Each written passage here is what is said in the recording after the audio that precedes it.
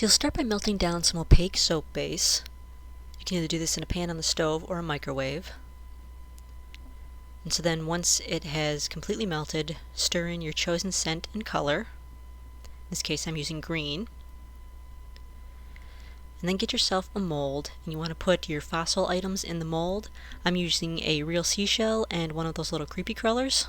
You just want to position those where you want them in the mold. And then very carefully pour your soap right over the top of your chosen items. You want to make sure that your soap is not too hot, otherwise you'll melt. If you're using like creepy crawlers, you'll melt the creepy crawlers, so make sure your soap has cooled a bit before you start pouring it. Make sure it's not steaming. So just entirely cover your fossil items. And then you just want to spray the soap with a couple sprays of rubbing alcohol.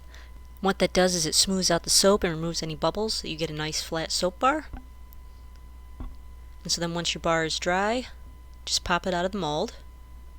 And there you can see your shell and the creepy crawler.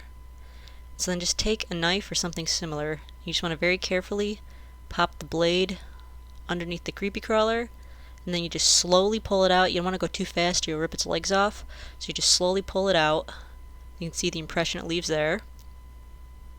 So then for the shell, the underside of the shell is going to have a lot of soap in it, so what you want to do is just take your knife and just gouge that out. Once you get enough air under there, it should just peel right out of the inside of the shell, just like that.